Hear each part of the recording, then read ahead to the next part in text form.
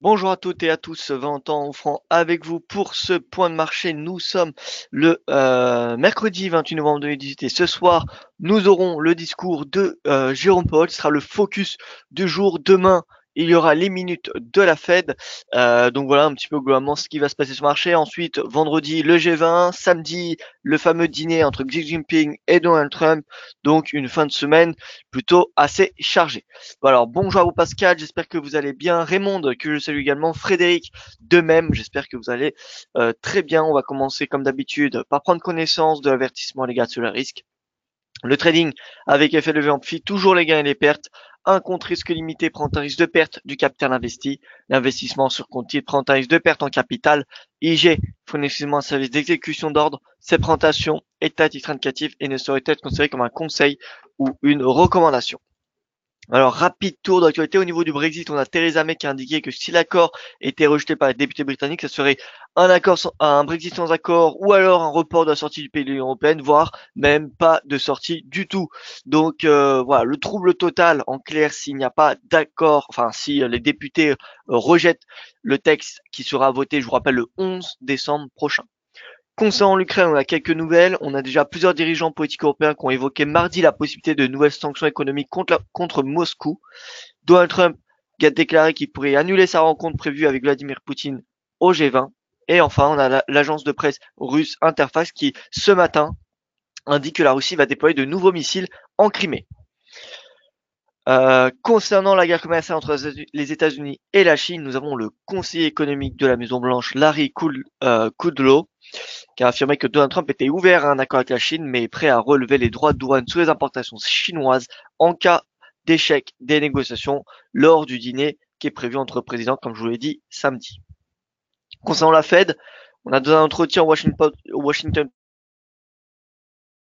Post, Donald Trump qui a encore une fois affirmé qu'il n'était même pas un petit peu content de Jay hein, pour Jérôme Powell, et a estimé que la Fed faisait une erreur en augmentant ses taux d'intérêt.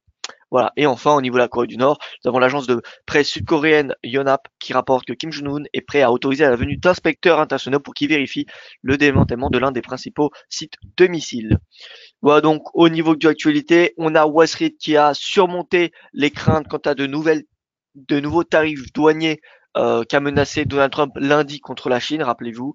Ce n'est pas le cas de l'Europe, puisque l'Europe a clôturé dans le rouge. L'Asie, qui ce matin est portée par cet optimisme d'un accord commercial et qui est donc clôture dans le vert. Les marchés européens qui devront ouvrir en très légère hausse ce matin.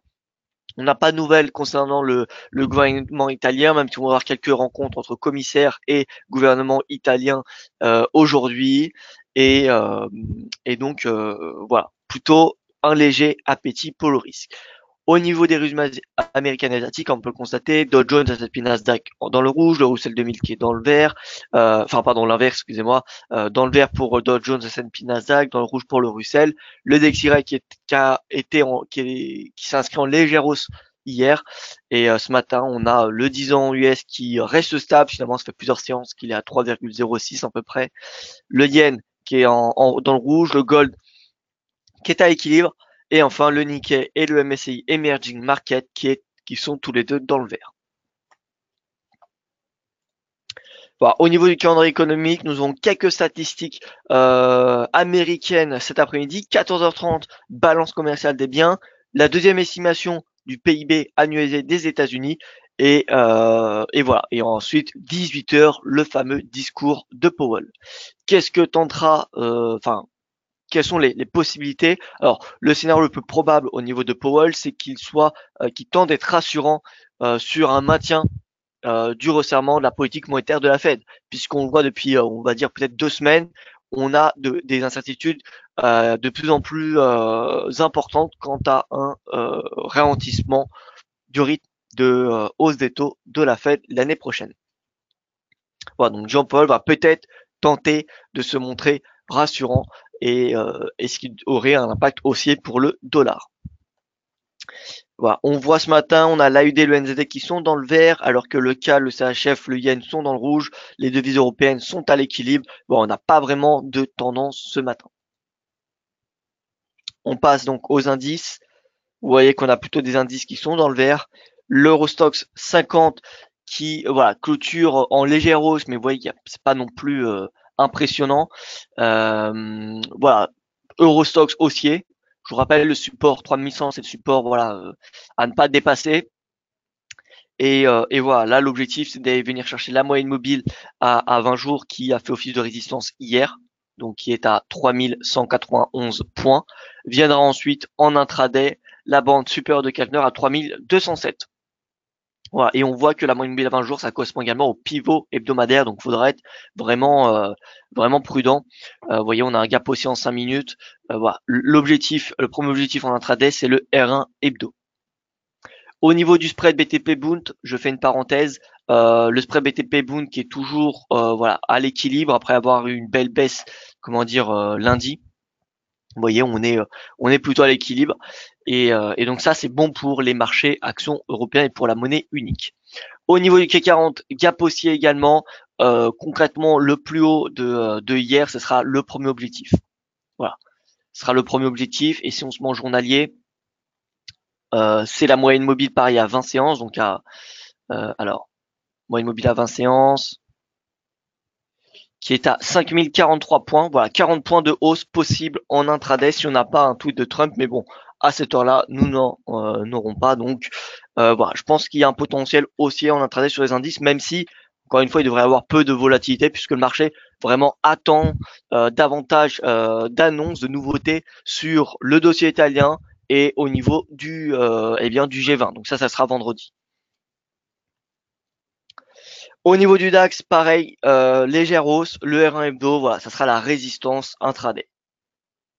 R1 hebdomadaire, c'est les objectifs pour les indices européens. Au niveau de Wall Street, on fait une petite analyse, mais vous voyez, on a toujours le rebond, poursuite du rebond. Notre signal du VIX qui avait été donné, vous voyez, à la clôture mercredi, donc mercredi de la semaine dernière, et donc on a pu l'exploiter jeudi le matin. Et voilà, l'objectif, il est aussi grâce à ce signal du VIX en direction des 2821. Je vais vous faire voir rapidement ce que donne le signal où on est, pardon, le disparity index du VIX, juste pour que vous ayez une idée d'où il est. Voilà. Voilà le disparity index à 10 jours du VIX. Vous voyez, donc il est à moins 5 et on a clôturé en dessous de 10. Pardon, on va enlever alors.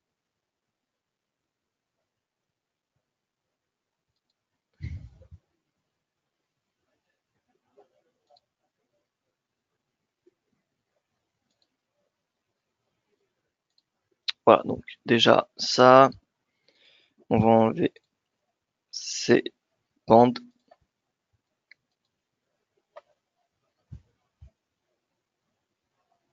Ah mince, j'ai exprimé. Ah bon, je vais revenir. Ce que je vais faire, c'est que je vais revenir sur le VIX ici. Et je vais simplement vous mettre le disparity index.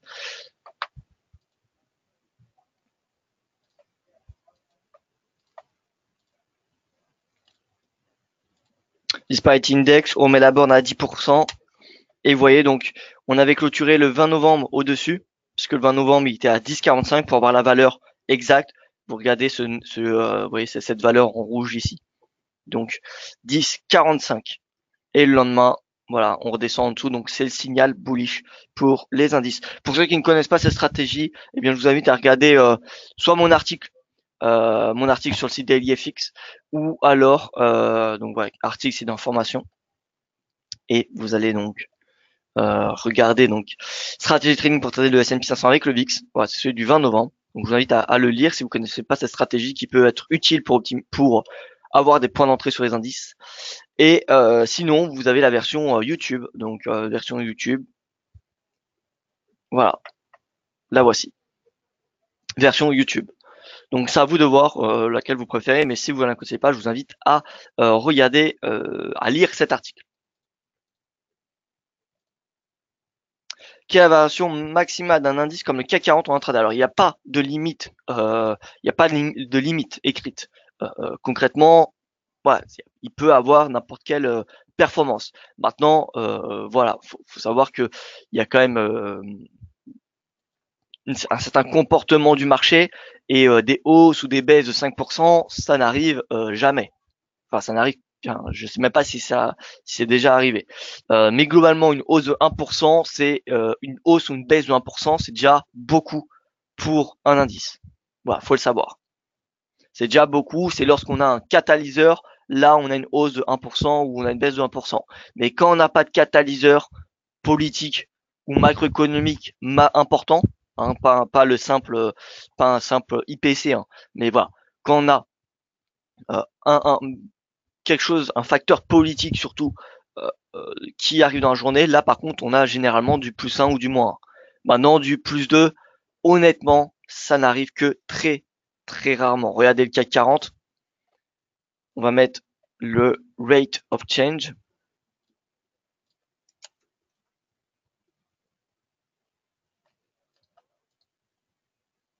Et donc là on est en journalier. Donc là c'est la performance journalière du CAC 40. Et donc nous allons mettre une borne à 2%.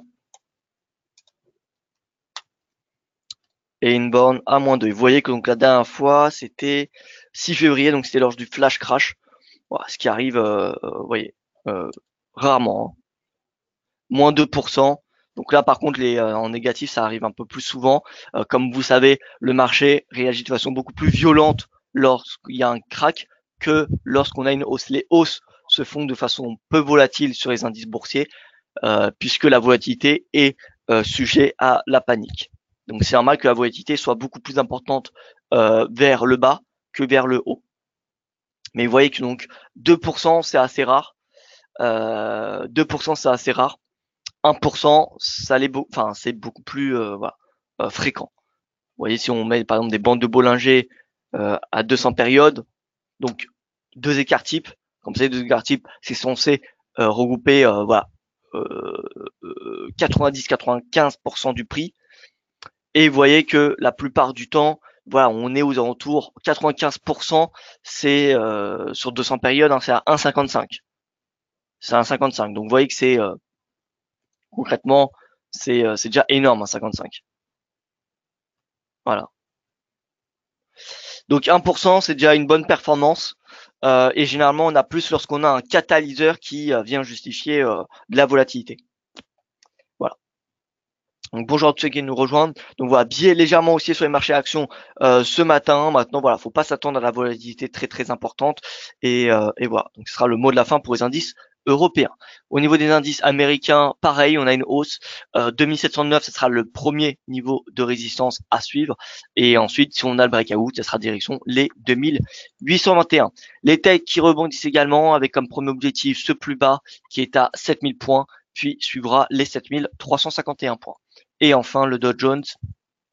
Dow Jones, pareil, vous voyez, on a le rebond à la limite du territoire de correction. Vous voyez, c'est moins 10% par rapport au sommet. Quand on a une correction de 10% sur un indice, on estime qu'on est dans une phase de correction. Donc là, on voit qu'on a le rebond. Vous voyez, on a un rebond. On a même une divergence haussière du RSI. Je ne sais pas si vous la voyez, mais regardez, prix de clôture, prix de clôture, prix de clôture, prix de clôture. Et sur MACD, pareil. Donc vous voyez, divergence haussière. Si on a le breakout de 50 ou alors on attend, vous voyez, cette résistance, c'est à vous de voir. Normalement, personnellement, ce que je préfère faire, c'est d'attendre, vous voyez, le rebond lors de la divergence haussière, de dépasser cette résistance lorsque cette résistance est en dessous de 50. Sinon, s'il est au-dessus dans ce cas-là, je préfère voilà attendre une clôture de 50. Sinon, si on attend 61, 52, concrètement, il y a une grande partie du mouvement qui a déjà été actionné, qu'on a perdu. Donc voilà. Donc on peut placer son stop à plus moins 1,5%. Alors Philippe, si vous parlez sur du long terme, du très long terme, je dirais que non. Il n'y a pas de, comment dire. La plupart du temps, 80-90% du temps, ça va être bon. Ok, ça ne va pas atteindre votre stop. Je dirais de tête, hein, comme ça, 80%, voilà, ça ne va pas atteindre votre stop. Maintenant, il y a des périodes dans l'année qui peuvent être plus volatiles que l'autre. On l'a vu, hein, on voit en 2016, ça a été beaucoup plus volatile que en 2017. 2017, il y a eu peu de volatilité, vraiment très très peu. Donc 1,5%, c'était limite large en 2017, mais c'était court en 2016. Donc voilà, si on se bat sur du très long terme, je vous dirais que 1,5%, ça peut changer. Maintenant, peut-être que la meilleure façon de changer cette valeur, c'est justement d'utiliser donc le rate of change, ce que je viens de vous faire voir. Donc je refais voir rapidement. ROC sur la plateforme PRTDG, ça se met voilà, price rate of change. C'est un peu comme un RSI, hein, le rate of change, sauf que c'est pas borné. Voilà. Alors que le RSI, vous savez, c'est entre 0 et 100. Mais c'est exactement la même chose. Voilà. Et donc, on va ajouter des bandes de Bollinger. Je remets à 200 périodes. Voilà. Et là, vous avez 1,83. 1,83, c'est censé. On va dire que statistiquement, il y a 90% du prix dedans. Donc, si vous mettez 1,5, ça sera moins de 90. Vous voyez. Donc là, on va mettre par exemple un écart type de 1. 1, c'est 0,91. Donc, vous voyez, 1, c'est atteint beaucoup plus souvent. Maintenant, si on met 1,5, c'est 1,37. Voilà. Donc ensuite, c'est à vous de voir si vous voulez mettre un écart type faible ou un écart type élevé. Plus il sera élevé, moins vous aurez, bien évidemment, moins il y aura de chances que vous fassiez stopper. Mais bon, plus ça nécessitera bien évidemment une marge. Bon, donc Dow Jones, belle divergence haussière, le RSI, il manque plus qu'à ce qu'il clôture au-dessus de 50 pour qu'on ait un nouveau signal haussier, j'ai envie de dire. Et voilà, là actuellement, vous voyez que le Dow Jones, le contrat futur teste les 24 900 points, c'était le plus bas, vous voyez, du 11 octobre. Si on a le breakout, eh bien, ce sera également un signal haussier en direction des 25 862 points. Au niveau du FX, je reviens, on a l'AUD et le NZD qui surperforment, le CHF, le CAD qui sont en baisse, le CAD qui continue d'être tiré vers le bas. On avait un rebond jusqu'au début de ce webinaire, un rebond de 1,5% sur les cours de pétrole, mais on voit que voilà, le pétrole a clairement du mal à trouver des acheteurs. En tout cas, il n'y a pas suffisamment de pression acheteuse pour faire rebondir les cours de pétrole. J'ai envie de dire, c'est normal. Lorsqu'on a, vous voyez, une baisse aussi importante, c'est rare qu'on a un V-bottom. Les V-bottom, c'est assez rare sur le marché action. Les V-top, c'est beaucoup plus fréquent. Voilà, mais les V-bottom, c'est beaucoup plus rare. Donc là, on a une belle baisse. Faut pas s'attendre à quelque chose vraiment de symétrique. Faut pas s'attendre à quelque chose comme, vous voyez, comme cela. Voilà. Faut plutôt s'attendre à quelque chose, voilà, peut-être qui ressemble. En tout cas, il y a beaucoup plus de chances qu'il ressemble à cela. Si on a fait le point bas, la tendance haussière reprendra, mais voilà, ça va être beaucoup plus, voilà, enfin, comment dire, ça va osciller beaucoup plus. Voilà, c'est le mot que je cherchais. Donc là, concrètement, moi l'analyse elle reste identique par rapport à ce qu'on avait lundi ou par rapport à ce qu'on avait mardi, c'est-à-dire que la tendance à court, moyen terme reste clairement baissière puisqu'on le voit, le cours il est sous cette moyenne mobile à 20 jours, il est sous la bande supérieure de Keltner, il est même sous la moyenne mobile à 10 périodes. 10 périodes, c'est quand même une moyenne mobile vraiment courte et pourtant le prix est bien en dessous. Donc on a un prix à un momentum qui sont extrêmement baissiers. Maintenant attention, on le voit le RSI il est, comment dire, eh bien, il diverge à la hausse, il rebondit, ce qui pourrait être un signal haussier. Mais voilà, attention aux divergences. Ces divergences ne font pas tout. Il suffit de voir, par exemple, une action qu'on a vue hier, il me semble, c'est Facebook. Facebook. Voilà, regardez. Regardez Facebook. Le nombre de divergences haussières qu'on a eu. Et pourtant, est-ce qu'on a eu un rebond? Non. On n'a pas eu de rebond. En tout cas, pas de rebond majeur. Là, vous voyez, par exemple, divergence. Pardon. Je viens rapidement. C'est une petite parenthèse. Mais là, donc, on a une divergence ici. Et pourtant, est-ce qu'on a eu un rebond important? La réponse, c'est non. Donc, voilà, une divergence, ça peut simplement prédire d'une consolidation avant une nouvelle baisse. Donc, prudence, prudence au niveau des cours de pétrole. Moi, je reste avec une perspective qui est plutôt baissière, malgré le fait qu'on soit sur un niveau de support très important qui correspond au top de janvier 2017. Voilà. Après, c'est pas le moment de rentrer à la vente à ce niveau de prix, puisque encore une fois, on est sur un support important. Mais si on a le breakout, concrètement, ça sera direction les 50 $. Et pour passer à l'achat vraiment sur du moyen terme, il y a deux façons de voir les choses. Soit on paye le support, mais dans ce cas-là, il faut une gestion de risque vraiment parfaite. Il faut vraiment un stop bien positionné, etc. pour pas se retrouver dans le mauvais sens de la tendance si on a le breakout à la baisse, ou soit on décide d'attendre un breakout comme la clôture de prix au-dessus de la moyenne mobile à 20 jours, par exemple. En 4 heures, on a cette oblique baissière et vous voyez que cette oblique, pareil, hein, ça peut être un signal d'achat, mais en tout cas, tant qu'on est en dessous, la tendance reste baissière. Et là, on voit très bien sur les cours de pétrole, regardez, on avait des divs. Est-ce que ça a permis un rebond des cours de pétrole? Je pense que vous avez la réponse. Donc, prudence avec les divergences, hein, vraiment, c'est quelque chose d'extrêmement puissant, les divergences, mais c'est pas non plus un signal magique, hein. De toute façon, il n'y a aucun indicateur qui est magique, hein. Ça, faut en être conscient. Voilà, donc les cours de pétrole qui sont sous pression, ce qui fait également pression sur le CAD. On regarde rapidement le CAD index. Le CAD index, le voici. Vous voyez, en daily, ça ressemble globalement au cours de pétrole. En fait, c'est totalement les cours de pétrole, puisque si on superpose le CAD index avec le Brent, eh bien vous voyez que voilà, la corrélation entre les deux, pardon, elle est totalement positive. Ouais, il n'y a aucun doute là-dessus. Il n'y a aucun doute là-dessus. Donc voilà, baisse des cours de pétrole, baisse du CAD. C'est aussi simple qu'il faut comprendre. Enfin, aussi simple que cela, excusez-moi. Donc, CAD sous pression, c'est pas le moment de le payer. À part si vous payez le pétrole, dans ce cas-là, c'est logique de payer le CAD. Mais si vous souhaitez attendre davantage de signaux sur le CAD, sur la hausse ou la baisse, dans ce cas-là, il faut attendre davantage de signaux également sur le CAD. Au niveau du yen, bien le yen est sous pression depuis le début de la semaine, comme on peut constater. Le yen ne profite pas réellement de la version pour le risque depuis le début du mois d'octobre, alors que le dollar a su en profiter. Donc le yen, tout comme le franc, ne sont pas des valeurs refuges depuis le début du mois d'octobre. Depuis le crack qu'on a connu en octobre sur les marchés, le petit crack, voilà, le franc a chuté, le yen a chuté, mais ça n'a pas été le cas du dollar. Donc vraiment, le dollar, c'est la devise demandée lorsqu'on a un risque de ralentissement de l'économie chinoise et en plus de cela, des incertitudes en Europe avec le fameux budget italien.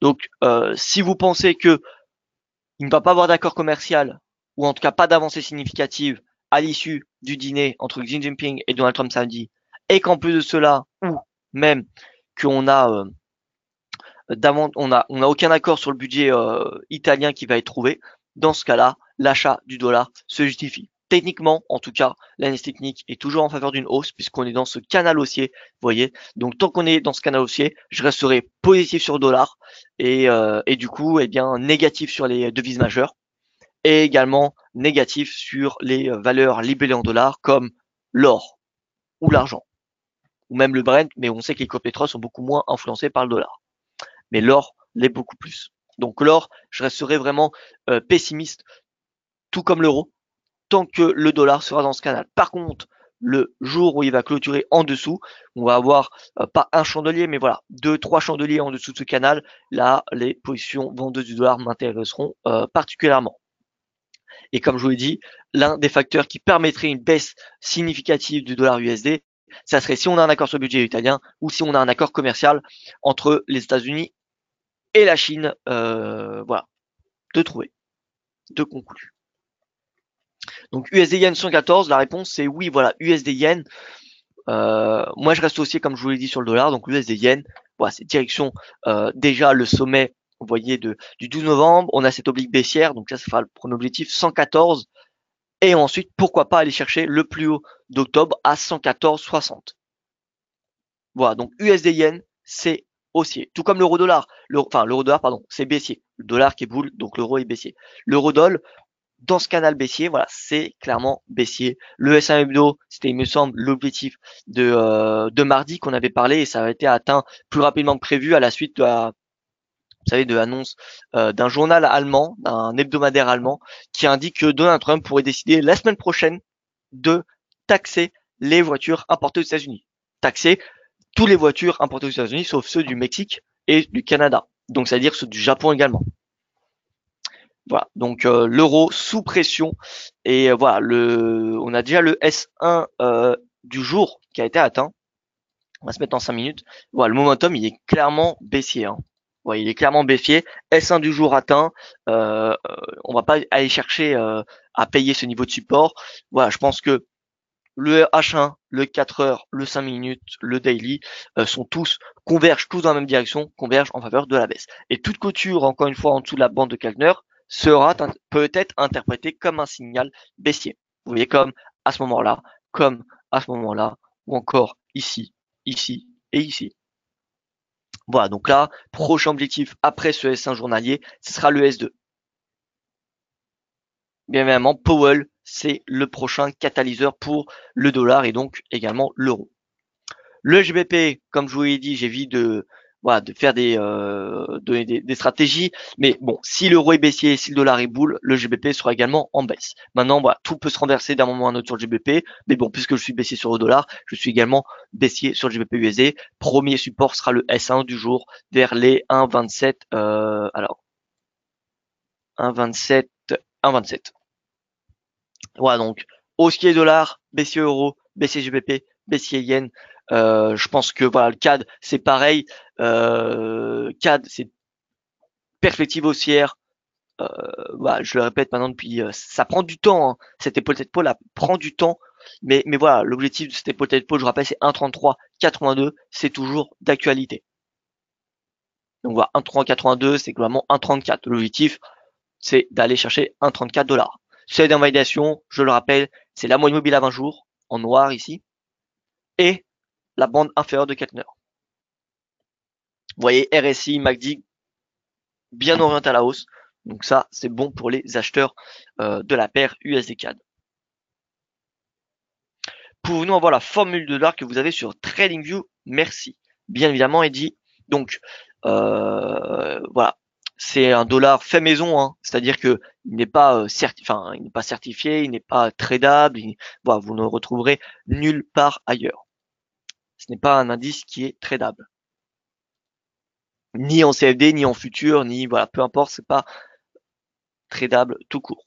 C'est pas comme le DXY où il y a des futurs, voilà, il y a un futur, il y a des CFD, etc.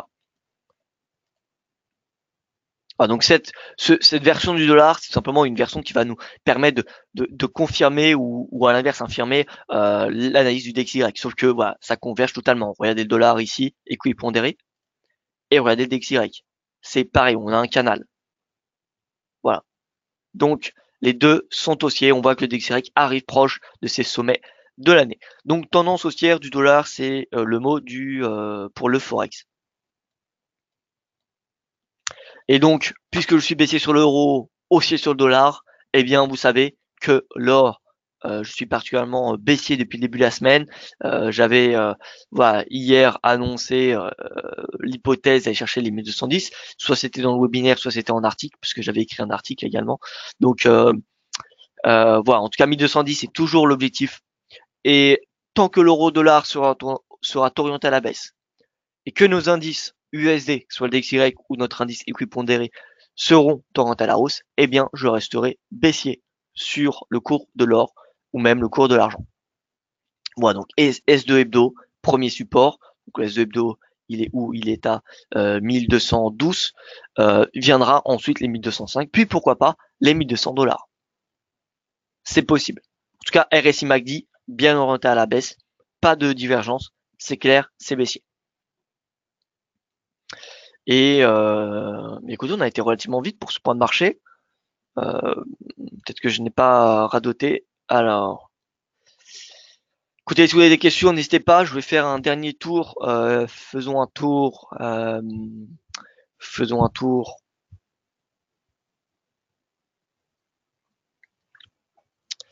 Euh, Écoutez, je ne sais pas sur quoi faire un tour. Si vous avez des questions, n'hésitez pas à me les poser. On va faire un tour sur Copper. Allez. C'est parti pour le copper. Le copper qui rebondit légèrement, mais voilà, comme vous savez, le copper c'est un métal industriel et qui est particulièrement influencé également par le dollar. Et donc voilà, tant que le dollar sera haussier, ça sera concrètement compliqué de payer le cuivre. Ou alors, encore une fois, c'est comme acheter un support lorsqu'on n'a pas le rebond, faut être très prudent. Faut avoir une gestion de risque vraiment parfaite Parce que voilà, c'est concrètement logique, compréhensible de tenter d'acheter le potentiel point bas plutôt que d'acheter le rebond et d'éviter un petit mouvement, voilà, de ne pas pouvoir trader un petit mouvement, puisque lorsqu'on a eu un rebond qui est confirmé, plus on attend, plus le mouvement s'est développé. Donc voilà, si on essaye d'aller chercher le point bas, possible, mais c'est une activité qui est quand même risquée.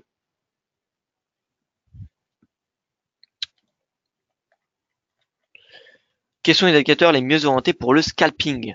Alors, pour vous répondre honnêtement avec vous, Eiji, il n'y a pas d'indicateur plus adapté qu'un autre. C'est vraiment la façon dont vous allez l'utiliser. Donc, on peut avoir une MACD, on peut avoir un RSI, on peut avoir un RSI. J'ai même vu un RSI à deux périodes. RSI à deux périodes. Imaginez. C'est voilà, il y a vraiment le mieux, c'est vraiment de faire votre stratégie de trading. Vous faites votre stratégie de trading, vous la construisez et ensuite vous devez vous en tenir, à condition bien évidemment qu'elle fonctionne sur comment dire euh, sur du euh, sur du moyen long terme. Voilà, faut pas appliquer une stratégie qui est perdante. Donc voilà, j'ai pas envie de vous dire qu'il y a 7 indicateurs, c'est la référence pour le scalping parce qu'il y en a aucun. Il y en a qui vont utiliser le RSI, il y en a des moyennes mobiles, il y en a la MACD, il y en a le stochastique, il y en a les paraboliques SR, il y en a qui vont utiliser le super trend, il y en a d'autres le Keltner, les Bollinger, voilà. Il y a des tas d'indicateurs. Il y en a d'autres qui vont utiliser simplement les chandeliers japonais. Voilà, donc je vous dirais pas qu'il y a un indicateur plus adapté qu'un autre pour le scalping. Ce que je vous invite à faire, c'est vraiment de creuser vous de votre côté, c'est-à-dire voilà, vous avez une base de connaissances sur les indicateurs, sur différents indicateurs. Ensuite, vous allez sur des unités de temps faibles, du 1 minute, du 5 minutes ou même du 15 minutes, même si sur du 15 minutes, on s'approche plus du day trading que du scalping. Mais voilà, 1 minute, 5 minutes, vous mettez quelques indicateurs, vous trouvez votre stratégie de trading. Bien évidemment, il faut vraiment la trouver, pas simplement y consacrer 1 heure pour trouver votre stratégie. Il faut vraiment voilà, construire une stratégie de trading, ça demande du temps. Ça demande beaucoup de temps, d'énergie, de réflexion, de rigueur. Mais concrètement, il n'y a pas d'indicateur plus adapté qu'un autre pour le scalping. Ou en tout cas, celui qui vous dira qu'il y aura un indicateur magique, enfin, plus adapté pour le scalping qu'un autre, eh bien, euh, dites-le moi parce que je serais très curieux de le connaître. Voilà. Et voilà, faites attention quand même à ceux qui promotionnent un indicateur, enfin, qui font l'éloge d'un indicateur plus que d'autres, ou qui vendent voilà ces formations sur ces fameux indicateurs. Faites attention à ces personnes-là. Je vous invite avant tout de demander dans ce cas un track record qui permet enfin voilà, d'avoir un suivi des performances de la personne en question qui vous vend la formation. Comme ça, au moins, vous ne serez pas déçus. Vous savez de quoi espérer. Bon, Antoine qui nous dit, pour le scalping, pas d'indicateur, mais les figures des bougies comme par exemple Free Line Strikes, Free Black Rose, Evening Stars, j'ai plus de 70% de réussite avec depuis le début de l'année. Bien écoutez, parfait Antoine, vous avez 78% de réussite. Quel est votre ratio risque-rendement moyen? Parce que 78% de réussite, c'est bien, mais est-ce que c'est durable sur du long terme? Ça me semble honnêtement peu probable. Voilà, souvent, alors je ne dis pas tout le monde, hein, peut-être que vous faites partie des exceptions, Antoine, mais souvent ceux qui ont vous savez, 80% de réussite de gain au niveau des positions, en général, le ratio de score-rendement est vraiment, pour être honnête avec vous, nul. Alors là, Antoine me dit un ratio de score-rendement de 1,5, et bien écoutez, Antoine, bravo, félicitations à vous si vous avez cette stratégie qui donne 70% de réussite avec un ratio de score-rendement de 1,5. Sans indiscrétion, quelle est la fréquence des signaux? Est-ce que vous avez une fréquence à peu près? Voilà, quelle est la fréquence de ces signes de trading? Est-ce qu'il y en a un par jour, 5, 10? Voilà, ça serait intéressant. Voilà. Alors, j'ai une question sur NZD-USD, vient ensuite l'USD-CHF, donc j'y viens en attendant la réponse de notre auditeur Antoine. Donc NZD-USD, voilà, en journalier, écoutez, à coup terme, c'est sous pression parce qu'on a une remontée du dollar, mais voilà, si on suit uniquement l'analyse technique, on est dans une tendance haussière qui est confirmée dorénavant puisque la Chikou et le prix sont indiscutablement au-dessus du nuage. De plus, on a le prix au-dessus de la moyenne mobile à 20 jours, ce qui indique une tendance à court terme haussière. Le RSI qui a respiré, tout comme la MACD. Toutefois, on n'a pas le RSI qui est passer sous 50, donc on a un momentum qui est toujours majoritairement bullish. Soit on paye le pullback, soit on paye le breakout. Donc soit on attend la clôture au-dessus de la bande supérieure de Keltner, ou soit à l'inverse, on attend, là on est dessus, on est à un prix de pullback. Vous voyez, on a ce niveau-là en bleu. Alors je ne sais plus à quoi il correspond. Voilà, c'était ce support breakout devenu, qui était résistance, vous voyez ici, qui redevient support. Donc là, c'est possible, à la rigueur, si on fait stratégie de pullback, de payer le NZD-USD à ce niveau de prix pour acheter les 0,70. Maintenant, sachez que le principal catalyseur sur les marchés financiers, mais surtout sur la UD et le NZD, c'est vraiment le G20 avec la discussion, la rencontre entre Xi Jinping et Donald Trump. Ça influencera les marchés financiers, l'euro-dollar, l'USD CNH, etc., etc., mais également l'AUD et le NZD. Donc voilà, prudence. L'USD CHF, pareil, vous voyez que globalement, les devises, les paires majeures sont quasiment identiques. Regardez l'USD CHF, baisse du 13 au 19 novembre et depuis le rebond. Regardez l'euro-dollar, hausse du 13 au 19 novembre depuis la baisse. On continue avec l'USD Yen. USD Yen, baisse du 13 au 19, rebond depuis. Vous voyez, c'est globalement la même chose. Pourquoi? Eh bien, on le résume en un graphique, le DXY. Voilà le DXY. Du 13 au 19, baissier. Et depuis, on a le rebond en bas du canal, c'est en hausse. Voilà. Donc, ça soit l'eurodoll, le GBP, l'USD Yen, l'USD CAD, la UD-USD, peu importe. Concrètement, tout se résume sur ce graphique. Donc, tant qu'on est dans ce canal, le dollar USD sera haussier. Et voilà, en bas du canal, on aura donc une probabilité de rebond plus importante, ce qui fait pression sur la UD-USD, sur le NZD-USD, sur l'euro, le GBP, etc., etc. Bon, donc le NZD-USD, là, il est sous pression parce qu'on a une hausse du dollar. Le prochain catalyseur sera le G20. Mais en clair, là, techniquement, si on suit uniquement l'analyse technique, personnellement, je suis haussier, puisque les indicateurs de momentum sont bullish. Le prix est également bullish. Donc là, ce serait un niveau de prix intéressant à payer pour aller chercher les 0,70 dollars. Alors, Antoine qui nous dit sur le dos surtout et en moyenne 5 à 6 capping surtout en début de session US et entre 17h30 et 18h clôture des bourses européennes. Très bien. Donc voilà, vous avez tout entendu. Merci Antoine pour votre témoignage si je puis dire. Et voilà, donc Antoine qui nous dit je mets un lien pour les figures bougies que j'utilise, trading attitude, figuration de journée. Voilà. Donc je vais vous envoyer le lien que nous a transmis Antoine. Le voici. Alors, excusez-moi, j'ai, comme vous le savez, comme vous pouvez vous en douter, un petit pare-feu. Et le voici. Voilà l'article. Bon, vous voyez, je vous envoie l'article alors que c'est un concurrent de DailyFX. Donc bon, c'est pas grave. En tout cas, vous avez l'article que Antoine surveille, enfin lit en tout cas. Et donc voilà, donc vous l'avez tous reçu. Je préfère faire preuve de transparence. Et voilà, comme ça, tout le monde est gagnant. En tout cas, merci Antoine pour votre entre guillemets témoignage. Et donc voilà. Voilà donc pour ce point de marché. Écoutez, merci pour votre attention. Je vous souhaite une excellente journée. Je pense qu'on a fait le tour. Petit rappel, le focus du jour sera le discours de Powell ce soir à 18h. Retour de la volatilité en particulier donc à 18h. Et donc voilà, soyez prudents sur les marchés. Je vous dis, eh bien écoutez, à 18h, parce que dans le même temps que le discours de Powell, j'aurai le plaisir de vous faire le webinaire éducatif sur les bandes de Keltner. Oui, vous l'aurez constaté, Yoav Nizar n'est pas là, donc c'est moi qui refais le webinaire éducatif ce mercredi. Et donc voilà, écoutez, à ce soir pour ce que je retrouvais dans le webinaire éducatif sur les bandes de Keltner, et sinon à demain matin pour ma prochaine revue des marchés.